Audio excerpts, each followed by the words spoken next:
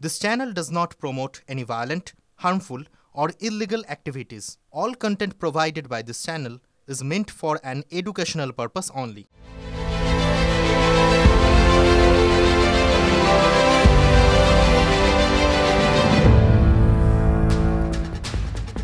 নমস্কার, শুভ সন্ধ্যা। আপনারা দেখছেন টিভি9 বাংলা। আর ঘড়ির কাঁটা যখন বলে সময় রাত ৮টা, তখন হাজির ঠোঁটকাটা। আর রোববার ঠোঁটকাটা, আমি শুভজিৎ। ঠোঁটকাটা হাজির মানেই বেশ কিছু বিষয় হাজির, তার সঙ্গে বেশ কিছু প্রশ্ন হাজির। যে সমস্ত প্রশ্ন আপনাদের বারবার বলি, সে সমস্ত প্রশ্নের তো আমরাই প্রতিনিধিত্ব করি। কিন্তু আজ ছুটির রোববার। কিন্তু ছুটি হলে কি হবে? আমরা ভাবি যেরকম ছুটির সময় যে একটু আলস্যে দিন কাটাবো, কিন্তু রোববারের ছুটিতে রাজনীতির ছুটি নেই। শনিবারই ভোটের নির্ঘণ্ট ঘোষণা হয়ে গিয়েছে। আর কি, ঘুম ভাঙতেই প্রচারে ছুটল রাজনীতি, সে কথায় আসবো। কিন্তু ছুটন্ত রোববারেই তো থমকাতে হলো রেলপথ। কেন বলি বিস্তারিত। শিয়ালদা মেন শাখায় ইন্টারলকিং এর কাজ বাতিল, অসংখ্য ট্রেন, ভোগান্তির মুখে যাত্রী।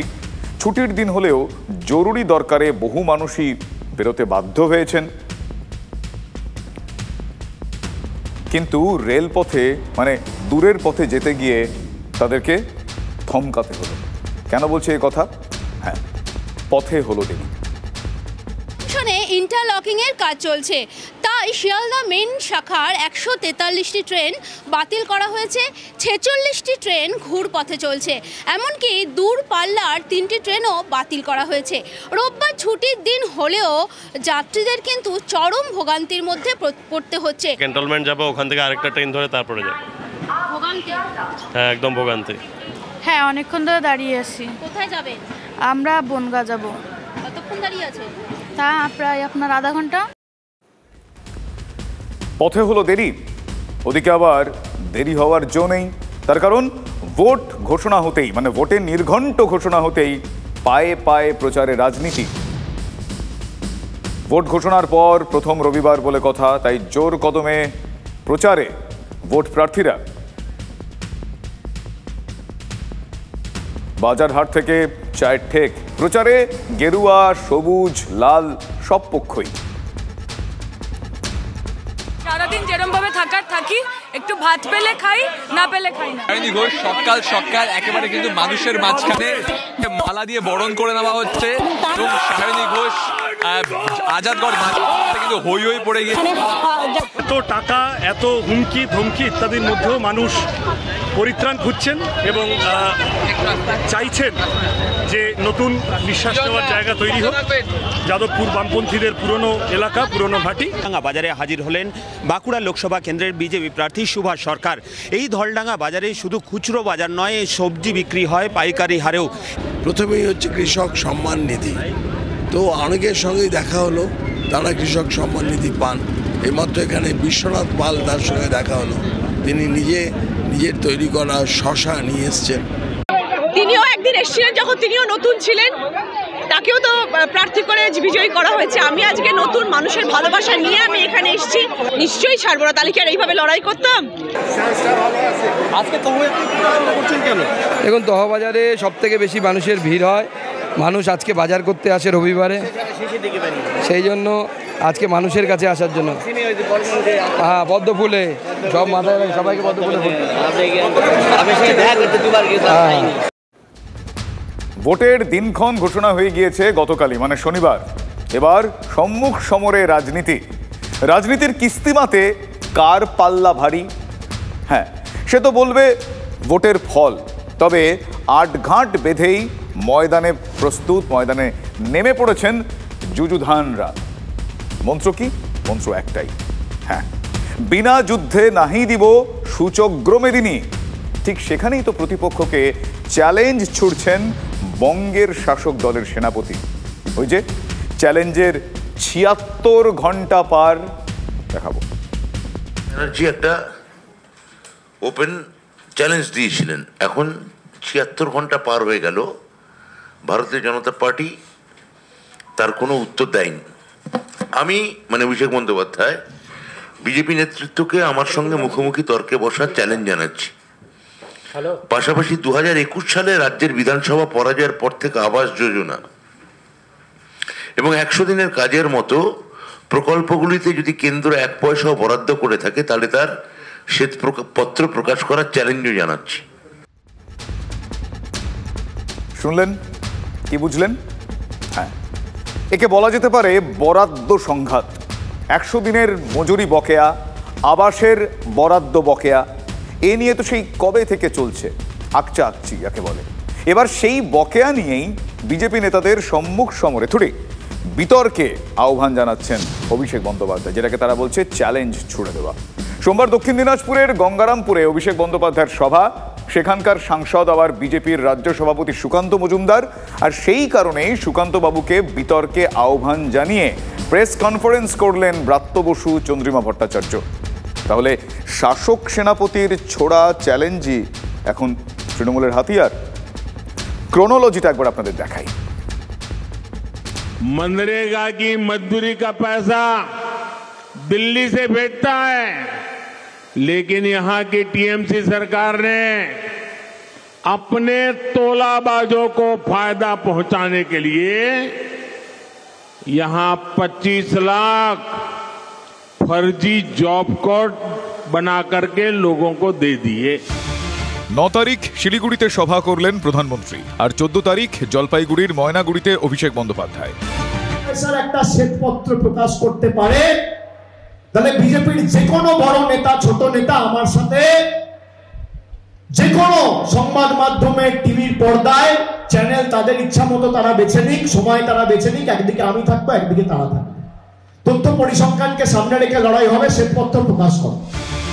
14 তারিখই এক্স হ্যান্ডেলে চ্যালেঞ্জ ছোড়েন অভিষেক বন্দ্যোপাধ্যায়। সেখানে লিখলেন, শ্বেতপত্র প্রকাশ করুক বিজেপি, সম্মুখ সমর ধুরি। বিতর্কেও আহ্বান জানান, পাল্টা জবাব দেয় বিজেপিও। এক্স হ্যান্ডেলে লেখে, জায়গা ও সময় বলুন অভিষেক বন্দ্যোপাধ্যায়। পাল্টা শাসক সেনাপতি জানিয়ে দেন, বিকেল 3টে ময়নাগুড়ির টাউন ক্লাবে আসুন। তবে ময়নাগুড়ির সেই সভায় যাননি বিজেপির কেউ, উল্টে দুর্নীতি, পরিবারতন্ত্রের প্রসঙ্গ তোলে বিজেপি। এখানেই শেষ হবে? 12:25 বললাম আমার সভা আছে আজকে ময়নাগুড়ি টাউন ক্লাব ময়দানে। দুটো পোডিয়াম রেখেছি এই কারণে, একদিকে বিজেপির নেতা দাঁড়াবে, একদিকে আমি থাকবো। কি এসছে বিজেপির নেতা? দেখুন, এটা কে বিজেপির থেকে উত্তর দিয়েছে সেটাও আমার জানা নেই। একজন যদি হাতে গ্লাভস পরে আয়নার সামনে দাঁড়িয়ে হাত ছুঁড়তে ছুঁড়তে মনে করে যে আমার পাঁচগুলো আমি দিচ্ছি মোহাম্মদ আলীকে কিংবা মাইক টাইসনকে, আর তারপর নিজেই নিজের হাত তুলে জয়ী বলে ঘোষণা করে দেয়, তৃণমূলের ব্যাপার সব ওরকম। ওদের উত্তর দেওয়ার কোনো প্রয়োজন নেই। 16ই মার্চ পশ্চিম মেদিনীপুরে অভিষেক বন্দ্যোপাধ্যায়ের সভা। তার আগের দিনই সাংবাদিক বৈঠক করে চ্যালেঞ্জটা ছুড়লেন শশী পাঁজা। আমি তো কালকে আবার যাচ্ছি পশ্চিম মেদিনীপুর, সভা আছে, ওখানে আসুক। সুতরাং এই চ্যালেঞ্জটা রয়েছে, আসুক, ডিবেট হোক। বলছেন টাকা দিয়েছে। শনিবারই পশ্চিম মেদিনীপুরের সভা। সেই সভাতেও তৃণমূলের সেনাপতির মুখে চ্যালেঞ্জের কথা। বিজেপি উচিত এই চ্যালেঞ্জ গ্রহণ করা, নাকি না বলুন? উচিত। বিজেপির লোক বিজেপি রিপোর্ট কার্ড নিয়ে আসুক, আমি আমার রিপোর্ট কার্ড নিয়ে যাবো। 10-0 গোল দিয়ে মাঠ ছাড়া করুন। সোমবার গঙ্গারামপুরে জনগর্জন সভা। তার আগেই বিজেপিকে আবারও চ্যালেঞ্জ। আগামীকাল উনি বালুরঘাটে যাচ্ছেন জনগর্জন সভা করতে। তা ওখানে বিজেপির রাজ্য সভাপতি, তিনি বালুরঘাটের একবার জিতেছেন, দ্বিতীয়বারের ক্যান্ডিডেট, তিনি জায়গা ঠিক করুন বালুরঘাটে, সেখানেই অভিষেক বন্দ্যোপাধ্যায় যাবেন। অভিষেক বন্দ্যোপাধ্যায়ের কথা কেউ শুনছে না। দেখুন, অভিষেক বন্দ্যোপাধ্যায়ের যিনি অধস্তন আছেন, তার ব্রাত্য বসু, তার কথা কে শুনবে? উনি ও সমস্ত কথা না বলে এই যে বারবার বৈঠক করছেন এসএলএসটির চাকরি প্রার্থীদের সঙ্গে, মাদ্রাসায় যারা শিক্ষক হবার জন্য পরীক্ষা দিয়েছিলেন তার তালিকাটা তিনি প্রকাশ করুন। গিয়ে এটা প্রমাণ করবেন যে আমরা একটা টাকাও আমরা পাইনি। কিন্তু বিজেপি এখন এই চ্যালেঞ্জ কি নেবে? সময় পেরিয়ে যাবে, সময় পেরোতে পেরোতে সরকারটাও পার হয়ে যাবে। বিদায় বেলায় এরকম একটু হয়, একই কথা বারবার বলেন। শনিবারেও পশ্চিম মেদিনীপুরের সভা থেকে শ্বেতপত্র প্রকাশের দাবি করেছিলেন অভিষেক বন্দ্যোপাধ্যায়। তারপরই ওই শনিবার রাতেই এক্স হ্যান্ডেলে পোস্ট করেন বিরোধী দলনেতা শুভেন্দু অধিকারী। মিথ্যেবাদী বলে খোঁচা দেন। তারপর লেখেন, 687,83,98,850 টাকা আবাসে দেওয়া হয়েছে। 2021-22 অর্থবর্ষের প্রথম কিস্তি হিসেবেই বরাদ্দ দেওয়া হয়েছে বলে দাবি করেছেন শুভেন্দু অধিকারী এক্স হ্যান্ডেলে।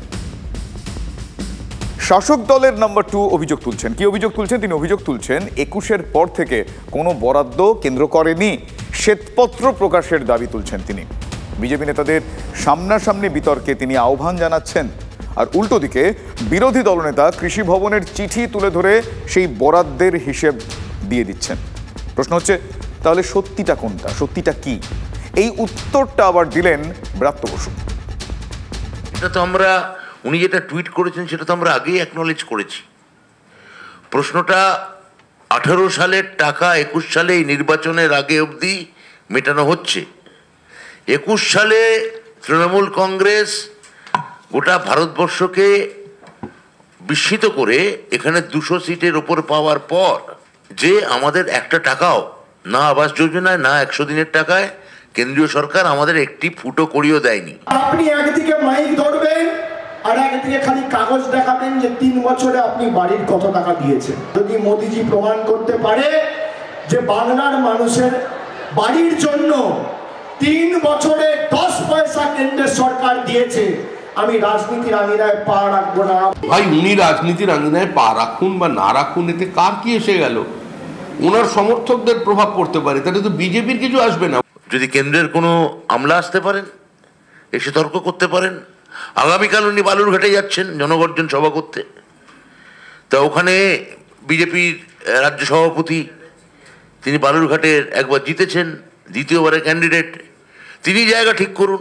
কেন্দ্রের চিঠি পত্রিকা লিখেছেন যে 2022 সালের 24শে মার্চ 678 কোটি টাকা বরাদ্দ করেছে কেন্দ্র প্রধানমন্ত্রী আবাস যোজনা গ্রামীণ প্রকল্পে।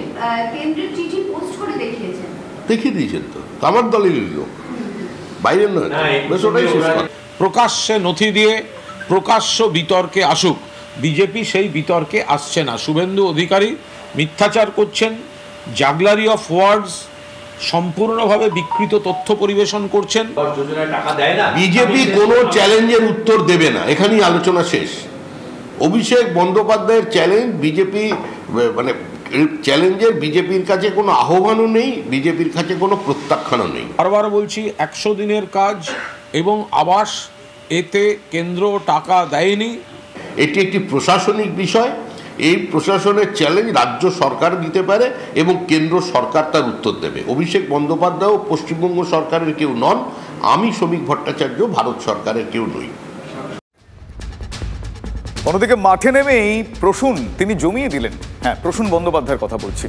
আপনারা নিশ্চয়ই চমকে যাচ্ছেন যে ফুটবলার প্রসূন বন্দ্যোপাধ্যায় একসময় সত্যি সত্যি তো মাঠ কাঁপাতেন, এ কথা বলার অপেক্ষা রাখে না।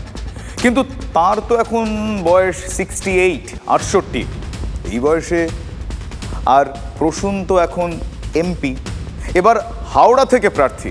না, সত্যি সত্যি মাঠ জমিয়ে দিয়েছেন প্রসূন বন্দ্যোপাধ্যায়। কেন বলছি এই কথা? তার কারণ তিনি রায়গঞ্জের ডিআইজি ছিলেন, যার কথা বলছি। চাকরি ছেড়ে তিনি সোজা তৃণমূল কংগ্রেসে আসেন, যার কথা বলছি। রাজনীতির মাঠে নেমেই ভোটে লড়ার টিকিট পেয়েছেন তিনি মালদা উত্তর কেন্দ্রে। গতবারের জয়ী বিজেপি এমপি খগেন মুর্মুর বিরুদ্ধে তিনি এবার প্রার্থী। তাই ভোটের মাঠে নেমে জমিয়ে দিলেন প্রসূন। কিভাবে জমালেন? গরমাগরম ডায়ালগ দিয়ে। টিভি সিরিয়ালেরও চেনা মুখ এই প্রসূনবাবু, একবার শোনাই আপনাদের। তৃণমূল আছে মাঠে, বাকিটা আমার উপর ছেড়ে দিন। আমার নাম প্রসূন ব্যানার্জি, যেটা বলবো ওটাই করে দেখাবো। কিভাবে কি করতে হয় আমরা জানি, ওষুধ রেডি করা হয়ে গেছে, তো দেবো এবার আস্তে আস্তে। আমরা বলছি একটু খেলা হবে। মাঠে গেলাম, এই টিমটা নিয়ে গেলাম, আমি, রহিমদা, সমরদা, তাজমুলদা মাঠে গেছি, উইকেট লাগিয়েছি, বল করতে গেছি। অপোজিশন পার্টি যিনি দাঁড়াবেন ব্যাট করতে গেছেন, প্রথম বলটা করেছি, নাকের পাশ দিয়ে গেছে, পালিয়ে গেছে ব্যাট। তাই আমাদের শুধু একটা ট্রেলার দেখালো, এটাই হয়ে গেল। এই দম যে তৃণমূল কংগ্রেসের যত রকমের অকাজ কুকাজ আছে, এই ধমকানো চমকানো প্রতিটা মুহূর্তে আমরা নির্বাচন কমিশনের কাছে আমরা জানাবো। আরে এত ভয় পাবেন না, ছেলেগুলো আমাদের ভাই বোনেরা এতটা কিছু করবে না। এবার একটু আক্রমণে যায়, 4-6 মারে, কাটফাট ফুল খেলে, ওটা ওরা করে। আমাদের ছেলেগুলো ভালো ব্যাট করে, মারলে গ্যালারিতে ফেলে, মুশকিল এটাই। এই ছেলেগুলোকে আমি কি করে বোঝাই, অত জোরে মারিস না, গ্যালারিতে পড়ছে বলগুলো, বাইরে চলে যাবে সব। বললা আসতে মারতে মেরে 6 মেরে বলতে যে দাদা 6 মেরে দিয়েছি, আমি কি বলবো? যিনি আজকে এখানে ধমকাচ্ছেন তিনি ভয় পেয়েছেন, উনি ভাবছেন ধমকালি বোধহয় সব ঘরে ঢুকে যাবে, এটা মনে করেন না যেন। এমন খেলা খেলে দেবো না দিন দশকের মধ্যে, বুঝবেন খেলাটা কোন দিকে যাবে। মঞ্চ থেকে বলতে দেখা গেল 10 দিনের মধ্যে খেলা হবে, খেলা যে হবে কি রাজনৈতিক দল তার স্ট্র্যাটেজি মিডিয়াকে বলে, কি ঘটনা বলে। তৃণমূলের প্রার্থী প্রসূন বন্দ্যোপাধ্যায়, ওর মতন অনেক IAS IPSকে তৃণমূল ব্যবহার করেছিল, তারপর ছুঁড়ে ফেলে দিয়েছে, এটা যেন খেয়াল রাখে। প্যারামিলিটারি যদি ভয় দেখায়, আমার নাম প্রসূন ব্যানার্জি, मैं हूं ना। দেখুন না, নির্বাচন সদনকে বসে রাখতে হবে এখানে, এই স্কুলেই খায় ভালো করে জল টল মা বোনেরা আপনারা দিয়ে দেবেন, ওদেরকে কোনো যত্ন করবেন না, ওরাও চাকরি করে, কোনো যত্ন করবেন না, শুধু বলবেন প্রসূন ব্যানার্জি খেলতে এসছে। বুটের দপদপানি AK-47 SLR দিয়ে কিছু লাভ নেই, ডাকছি ঢুকবে আধ ঘন্টার মধ্যে, বুঝে নেবে সব, গ্রেনেড বুঝে নেবে, আইন কানুন অবজারভার বুঝে নেবে। বারবার বলছি বিজেপির কথায় চলবেন না, কেন্দ্রীয় বাহিনী এমনভাবে পাঠাবেন না তারা সেখানে ভোটের লাইনে বা এলাকায় বিজেপির ক্যাডারের কাজ করবে। তো এইগুলো আমাদের বক্তারা, আমাদের প্রার্থীরা, আমাদের দলের তরফ থেকে যদি বলা হয়ে থাকে তার কোনো বিকৃত ব্যাখ্যার কোনো অবকাশ নেই। ইলেকশনের দিন আমি ঘুরবো, একটা বুথে আমি দেখেছি বাড়াবাড়ি হচ্ছে, আমি ইলেকশন কমিশনকে বলবো যে আপনার গোটা ইন্ডিয়া দেখবে, উত্তর মালদা কমিশনকে বসে থাকতে হবে, মিলিয়ে নেবেন, পরতে বুঝিয়ে দেবো কার সাথে খেলতে এসছে। হ্যাঁ, এই ভদ্রলোক এতদিন পুলিশ ছিলেন, এখন পুলিশ চোরের প্রেমে পড়েছে।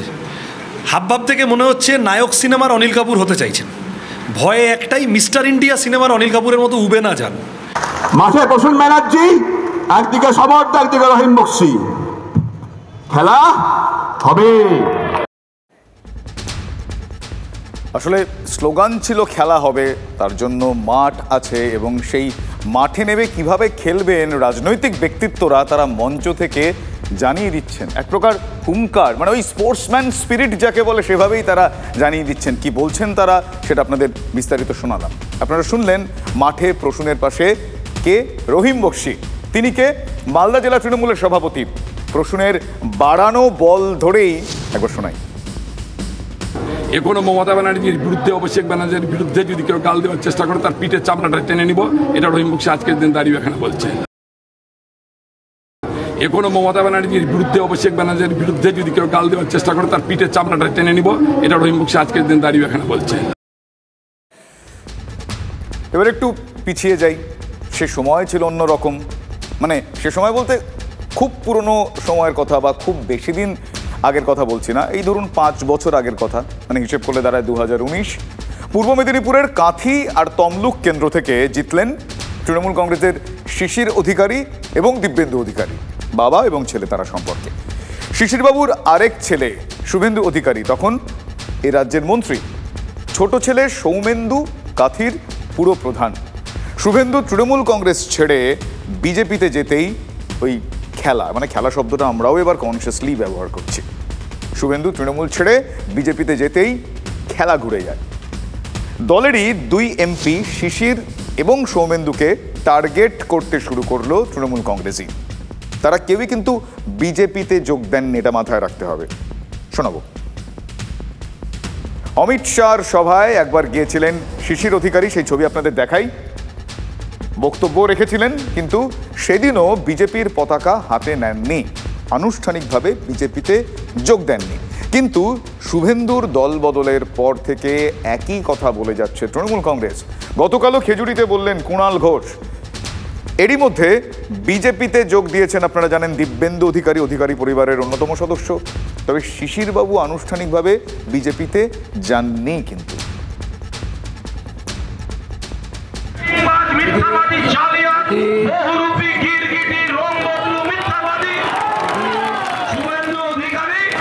বিজেপিতে চলে গিয়েছে, বিজেপিতে গিয়ে আবার পরিবারবাদ, বিজেপির মুখে পরিবারবাদ, গোটা গোষ্ঠীকে নিয়ে তৃণমূলে ছিল, আবার গোটা গোষ্ঠীকে নিয়ে বিজেপিতে গেছে।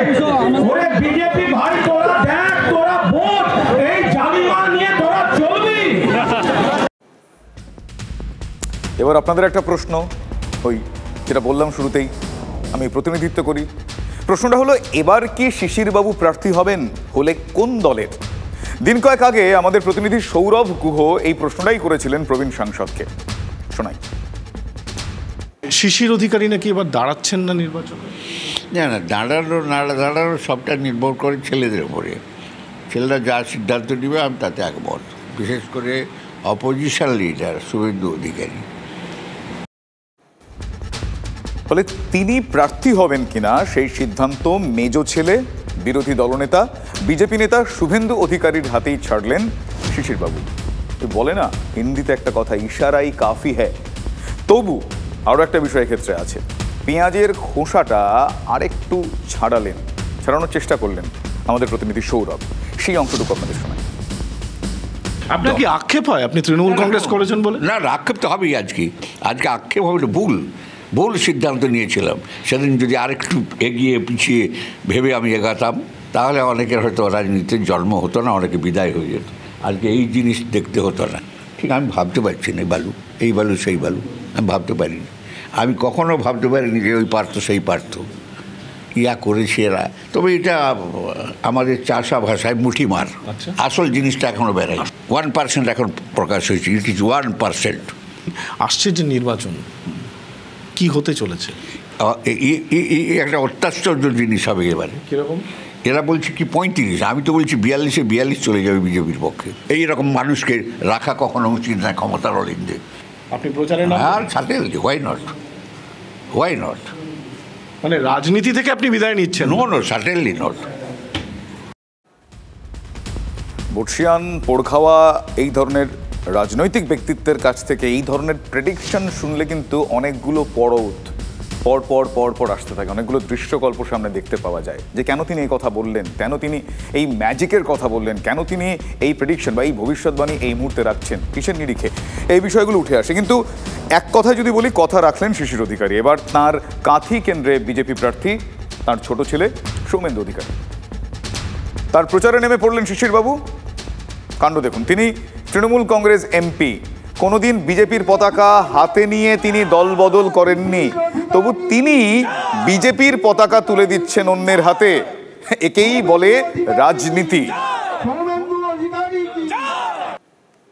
সৌমেন্দু অধিকারী আপনার ছোট ছেলে, তার হয়ে আপনি আপনার লোকসভা কেন্দ্রে প্রচারে পুরনো ছন্দে কি শিশির অধিকারীকে পাওয়া যাচ্ছে? না, এ তো মোদিজির আদর্শ, মোদিজির চলনভঙ্গি, দেশ গঠনের পরিকল্পনা। এ তো ভারতবর্ষের যে কোনো মানুষের মোদির পক্ষেই থাকা উচিত বলে আমি মনে করি। বহু আপনার পরিকল্পনা ছিল, বহু কাজ অসমাপ্ত থেকে গেছে, সেটা কি সৌমেন্দুর মাধ্যমেই কি পরিপূর্ণ? তা তো বটেই, সৌমেন্দুর মাধ্যমে মোদিজির নেতৃত্বে এই কাজগুলো এখানে হবে। কুণাল ঘোষ ছিলেন তৃণমূল কংগ্রেসের সবচেয়ে মুখর মুখপাত্র। সে পদ থেকে নাকি ইস্তফা দিয়েছেন এবং দলও তা গ্রহণ করেছে। তাতে অবশ্য কুণাল ঘোষের ওই নিয়মিত প্রেস কনফারেন্স করা বন্ধ হয়নি। আর ঘোষবাবু মুখ খোলা মানেই নিত্য নতুন আইডিয়াস। দেবাংশু ভট্টাচার্যের কাছে পরাজিত হতে চলেছেন অভিজিৎ গঙ্গোপাধ্যায়। এটা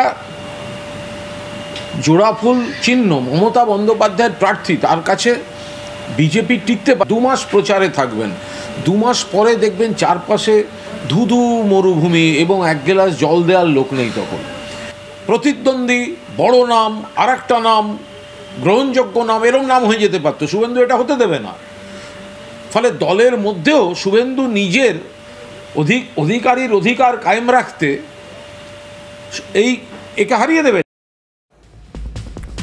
বলার আগে অবশ্যই এই কথাটা লিখেছেন কুণাল ঘোষ। অভিজিৎ গঙ্গোপাধ্যায় বিচারপতি থাকার সময় নিয়মিত তাকে টার্গেট করতেন কুণাল, কিন্তু অভিজিৎ বাবু বিচারপতি পদ থেকে ইস্তফা দিয়ে বিজেপিতে যোগ দেওয়ার দিনও বলেছেন কুণাল ঘোষকে তাঁর বেশ ভালো লাগে, মানুষটা খারাপ নন।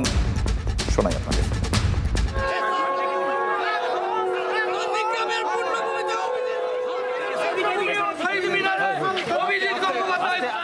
অভিজিৎ বাবুর নাম এখনো প্রার্থী হিসেবে বিজেপি ঘোষণা করেন, তবে প্রচার শুরু হয়ে গিয়েছে। তিনিও একবার ঘুরে এসেছেন। কুণাল ঘোষের প্রস্তাব শুনে কি বলছেন বিজেপি নেতা অভিজিৎ গঙ্গোপাধ্যায়, শোনাই আপনাদের। আমাকে বলবেন যে কুণালবাবু আপনাকে শুভেচ্ছা জানাচ্ছি, আর আপনার এই পরামর্শ এবং উপদেশের জন্য ধন্যবাদ। রাজনীতিতে তিনি নতুন সেটা বোঝা গেল অভিজিৎ গঙ্গোপাধ্যায়ের প্রতিক্রিয়াতেই, যেটা আপনাদের শোনালাম। কড়া কড়া কিন্তু এলোমেলো কথা নেই, ব্যক্তি আক্রমণ নেই। পোড় খাওয়া রাজনীতিকরা সব বিষয়েই কথা বলেন, এ ব্যাপারেই বা চুপ থাকবেন কেন? না, চুপ নেই তারা। মুখপাত্র কুণাল ঘোষ কি বলবেন আজকে আর কি বলবেন কালকে, তার মধ্যে শত যোজন ফারাক থাকে। উনি এখন বিজেপির নেতা অভিজিৎ গঙ্গোপাধ্যায়।